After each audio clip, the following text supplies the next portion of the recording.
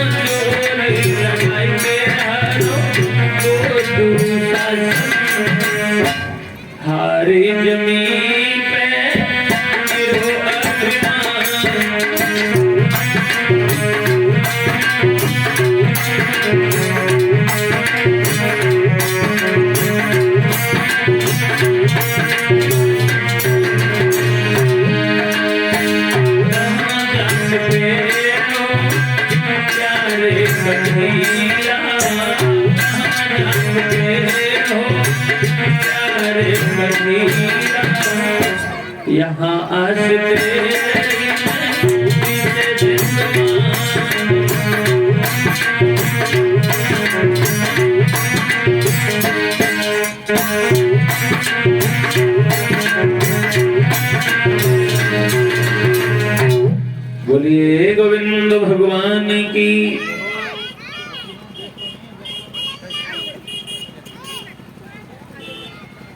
आदरणीय उपस्थित समस्त श्रोता बंधु, देखिए भगवान की पवित्र कथा को चलते हुए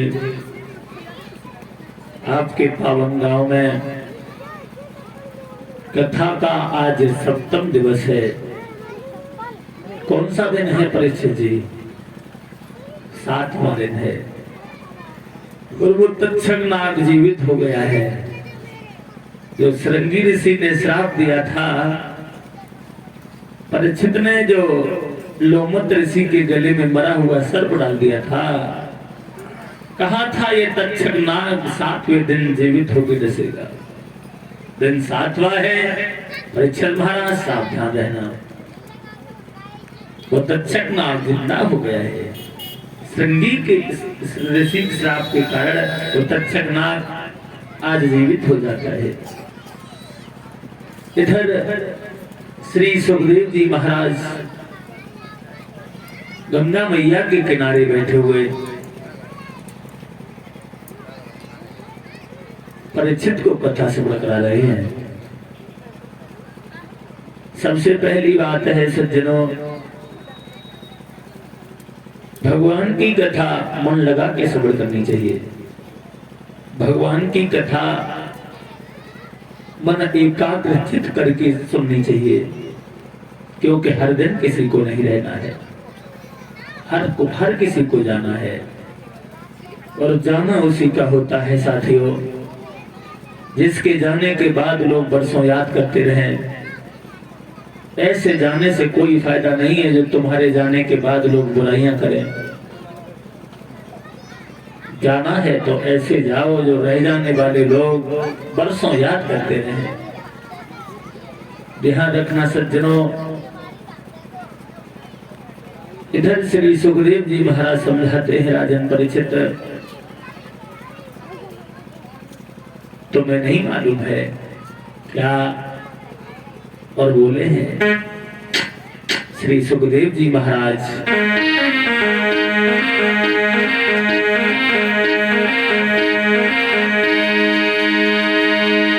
फिर रहना नहीं देश वीराना,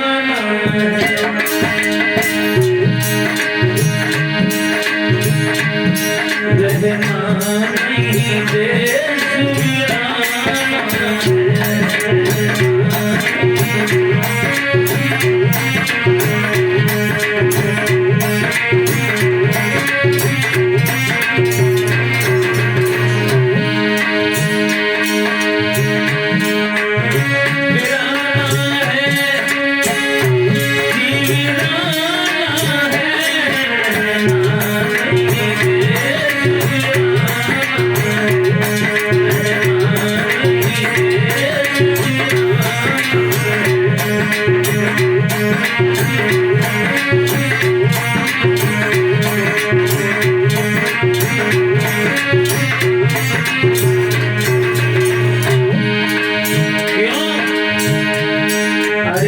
ये जीवन है माटी का ढेर,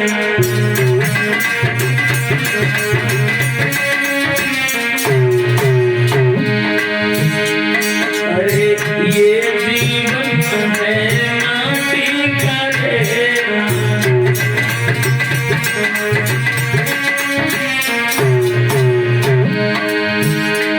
अरे न पड़े कल जाना है।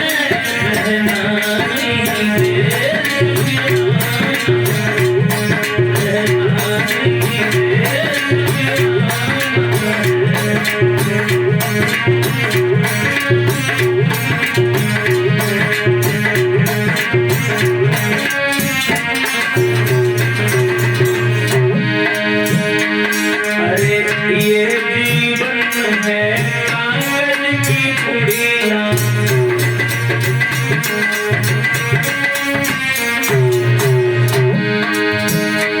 अरे ये जीवन है कागज की पुड़िया।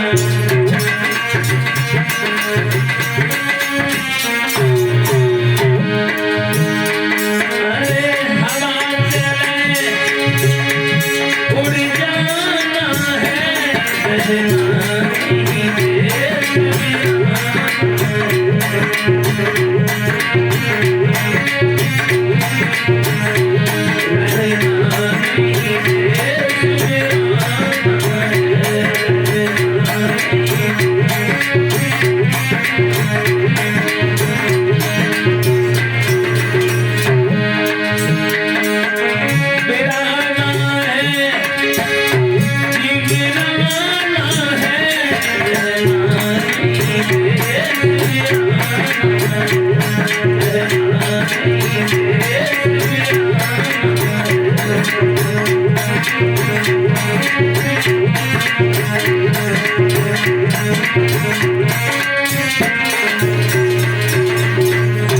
इसलिए परीक्षित महाराज, तुम बड़े किस्मत वाले हो जो आपको ये मालूम हुआ है कि तुम्हारी 7वें दिन मौत हो जाएगी।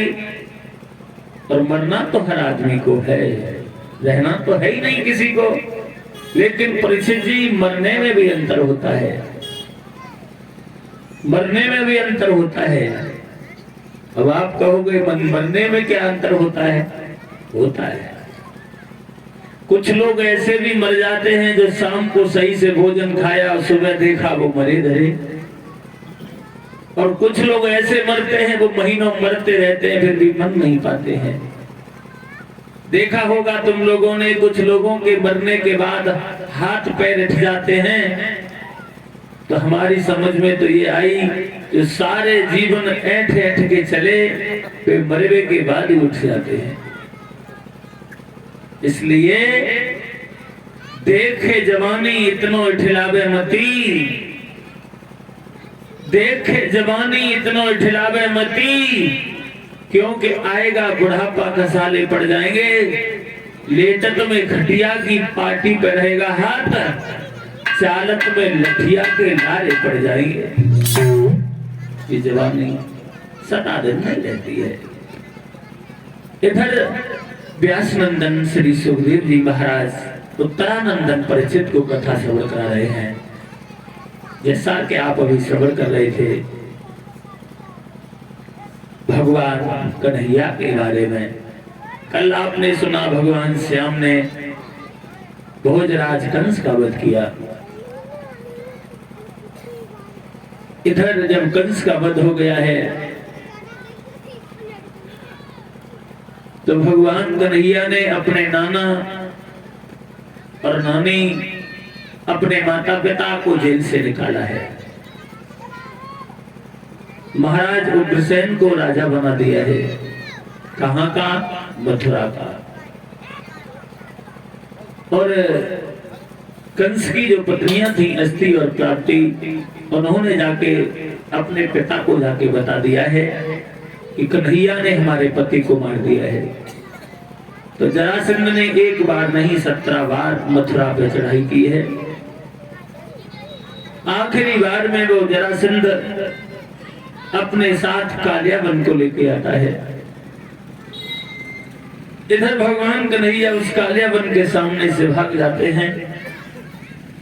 वहां पहुंचे हैं जहां मुचकुंद सो रहे थे गुफा में, जैसा कि आप अभी ये कथा श्रवण कर चुके हैं। कालियावन भगवान श्याम के पीछे पीछे उसी गुफा में घुस जाता है। भगवान ने मुचकुंद को अपना पीतांबर ओढ़ा दिया है। कालियावन ने सोचा कि हमसे डर के ये छुप रहा है और सोने का बहाना कर रहा है, नहीं समझ पाया। लात मारी, मुचकुंद की आंख खुली, देखा सामने कालियावन, और मुचकुंद की दृष्टि पड़ते ही वो कालियावन भस्म हो जाता है। इधर मथुरा में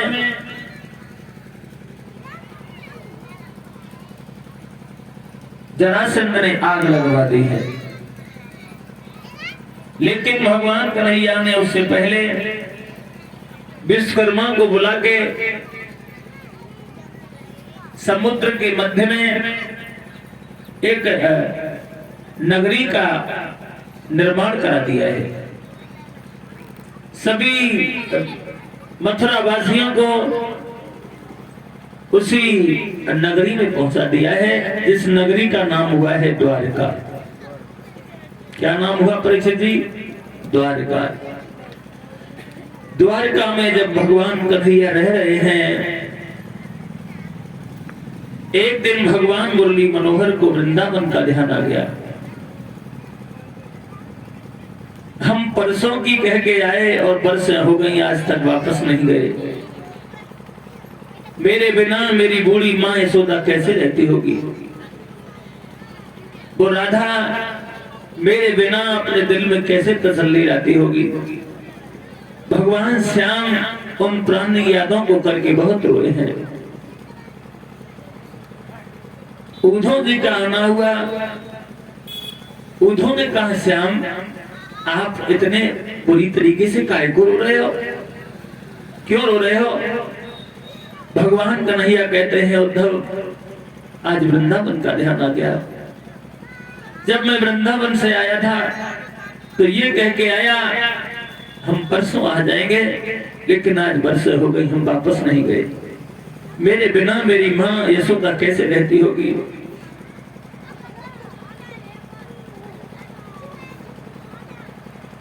भगवान कन्हैया कहते हैं, उद्धव वो दिन याद है हमें जब मेरे बाबा नंद घर से निकलते थे तो नंगे पैर निकलते थे। तब हम उन्हें भागकर उनके चरण पादुका देते थे। और ये मुझे विश्वास है उद्धव कि आज भी मेरे बाबा नंगे पैर ही निकलते होंगे और मेरा इंतजार करते होंगे कि मेरा श्याम मेरी चरण पादुका लेके आता होगा। हम इतने निर्दयी हो गए, आज तक उनके पास नहीं गए। वो नंगे पैर पूरे गांव में घूमते होंगे। एक दिन भगवान कन्हैया बहुत रोए सज्जनों। क्यों रोए? एक दिन देवकी माँ ने भगवान कन्हैया के लिए माखन मिश्री भिजवाई। क्यों? देवकी ने सुना था कि ये जब मेरा कन्हैया यशोदा के यहाँ रह रहा था तो माखन मिश्री का बहुत शौकीन था। इसलिए देवकी ने अपने पुत्र के लिए, श्याम के लिए वो माखन मिश्री भिजवाई है। तो भगवान कन्हैया पीठ फेर के खड़े हो गए और कहा, मेरी माँ देवकी से कह देना आज के बाद ये माखन मिश्री मेरे सामने न भिजवाए। जब जब ये माखन मिश्री मेरे सामने आती है तब तब मुझे अपनी बूढ़ी माँ यशोदा की बहुत याद आती है। भगवान कन्हैया बहुत रोए। उद्धव जी कहते हैं, श्याम अगर हमारे लायक कोई उपाय हो तो हमें बताओ, हम क्या कर सकते हैं? भगवान श्याम कहते हैं, उद्धव आप एक काम कर दीजिए। क्या करना है? तो बोले हैं भगवान मुरली मनोहर, हे उद्धव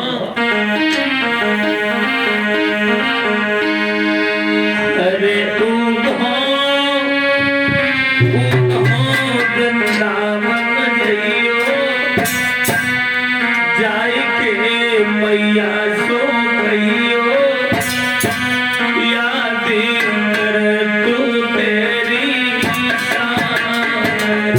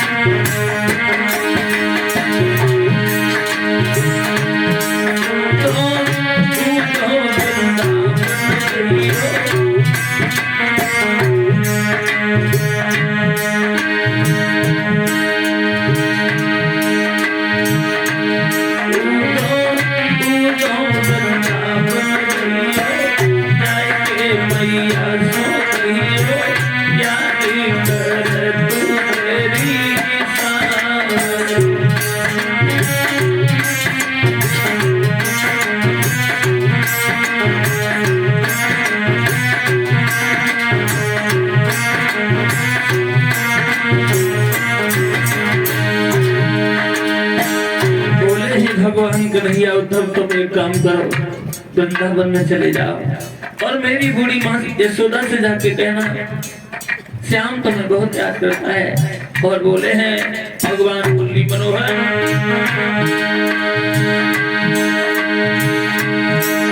अरे वृंदावन का कंकर कंकर मेरी अंगन में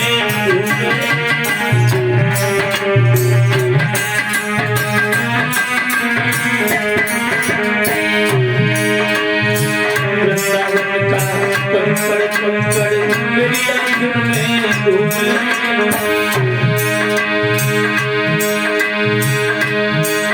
अरे वृंदावन की मुरज भूमि मेरे कदमों को छूए उधों उधों निकलती गई हो कैसे भैया सो गई हो यादें कर तू तेरी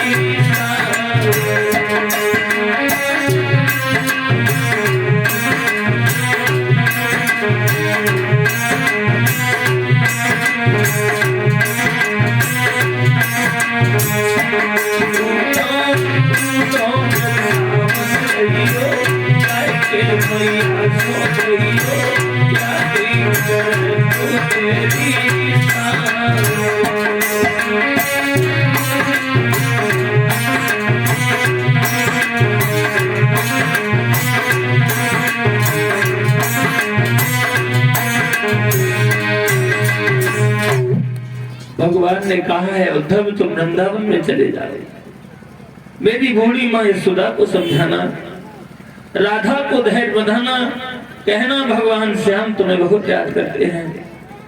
आज भगवान मुरली मनोहर ने अपनी बूढ़ी माँ यशोदा के लिए पत्र लिखा है, एक पत्र राधा के लिए भी लिखा है। उद्धव ने कहा है श्याम हम जा तो रहे हैं, एक बात और भी बता दे परिषद जी, उद्धव को अपने ऊपर घमंड था कि जितने ज्ञानवान हम हैं, जितने बड़े ज्ञानी हम हैं, हमारे जैसा कोई भी नहीं है। भगवान ने इसलिए ही उद्धव को भेजा था।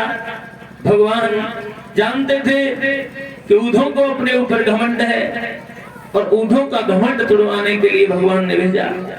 उद्धव सवाल करते हैं प्रभु हम जा तो रहे हैं लेकिन वृंदावन वासी हमें पहचानेंगे कैसे? तो भगवान ने कहा कि तुम हमारा पीताम्बर लिए जाओ, हमारा रथ लिए जाओ, तुम्हें वो लोग देखते देखते पहचान लेंगे। आज भगवान कन्हैया अपना रथ देते हैं, अपना पीताम्बर देते हैं। उद्धव जब चले हैं तो ध्यान रखना सज्जनों, उद्धव जब वृंदावन के करीब पहुंचे हैं, प्रमाण ये मिला है उद्धव का रथ जब वृंदावन के करीब पहुंचा है, उधर बूढ़ी माँ यशोदा की नजर उस रथ पर पड़ी है। तो यशोदा ने सोचा है लगता है मेरा श्याम आ गया। आज बूढ़ी माँ यशोदा भागी, लेकिन जब रथ के पास में गई है तो वो खजाना खाली नजर आया है। आज यशोदा सवाल करती हैं, देखने में तो तुम हमारे श्याम के सखा लगते हो, तुम कौन हो, कहां से आए हो? आज उद्धव ने पहचान लिया है, लगता है यही यशोदा है। कहाँ है मैया? मैं द्वारका से आया हूँ, मुझे भगवान कन्हैया ने भेजा है और मुझे आप लोगों को धैर्य बंधाने के लिए भेजा है। बूढ़ी माँ यशोदा कहने लगी उद्धव आपको भेज दिया, और उसके पास इतना भी वक्त नहीं रहा जब वो हमारे पास आ जाता। इतना कहने के बाद यशोदा के आंखों से सुधार बहने लगी, जोर जोर से रहने लगी, जोर जोर से रोने लगी है यशोदा। और एक बात कही है उद्धव, तुम्हें नहीं मालूम है जब कन्हैया मेरे आंगन में खेलता था और जब श्याम किसी भी बात पे रोता था तो मैं पूरे घर का काम छोड़ के पहले उसे छुपाती थी, और हमें आज जिंदगी हुई जा रही है रोते रोते, लेकिन वो इतना बड़ा निर्दयी हो गया जो हमें छुपाने नहीं आ रहा है। जब गया तो परसों का वायदा करके गया, बरसें हो गई अभी नहीं आया। उद्धव जी कहते हैं माँ तुम धन्य हो, तुम्हारा आंगन धन्य है जहाँ भगवान कन्हैया खेल के बड़े हुए। जिन्हें तुम अपना पुत्र समझ रही हो वो तुम्हारे पुत्र नहीं है। किसके हैं? बोले वो तो वसुदेव और देवकी के पुत्र हैं। तो यशोदा कहने लगी उद्धव, हम तो सोच रहे थे कि तुम आए हो तो थोड़ा दुख दूर होगा, तुमने तो दुख बड़ा और दिया। आज तक हम अपना पुत्र समझते थे, लेकिन अब समझ में आया हमारा हिसाब तो वो हो गया जैसे कोयल के बच्चे को कौआ पालता है और जब वो बड़े हो जाते हैं तो अपने परिवार में चले जाते हैं, हमारा वही हिसाब हो गया। और बोली है यशोदा,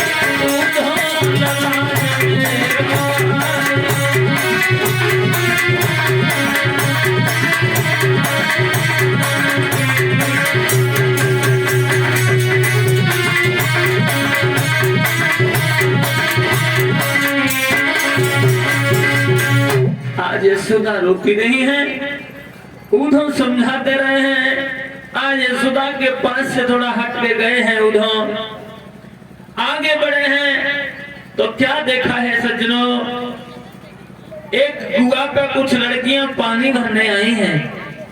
क्या करने आई प्रसिद्ध जी? पानी भरने आई। उद्धव दूर खड़े खड़े देख रहे हैं, पानी भरने तो आई हैं लेकिन किसी को घर जाने का ध्यान नहीं है। अगर किसी ने गागर वो पानी से भर ली है तो सिर पर रखने का ध्यान नहीं है। अगर किसी ने वो गागर कुआं में फंसा दी है तो उसे खींचने का ध्यान नहीं है। एक दूसरे से बातें कर रही हैं और इधर उधर की नहीं, भगवान कन्हैया के बारे में। एक सखी कहती है, बहन जिस दिन से भगवान गए अभी तक नहीं आए। दूसरी कहने लगी आएंगे लेकिन अभी नहीं आएंगे। कब आएंगे? तो चंद्रा नाम की लड़की कहती है तुम्हें नहीं मालूम है कब आएंगे? बोली हम तुम्हें बताएं।